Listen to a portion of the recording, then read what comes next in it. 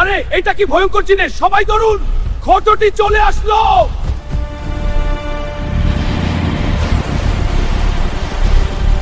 Hulk বাবা উঠো, গ্রামে অনেক বড় গডজিলা এসেছে, আমাদের বাঁচাও। কোথায় গডজিলা? নদীর কাছে, জলদি যাও। গ্রামবাসী আমি আসছি, নো টেনশন। এই অন্যায় বন্ধ করব, গ্রামের মানুষকে রাখবো আমার হাতে। এসেছে, আমরা বাঁচবো। এবার আমাকে রুখতে হবে।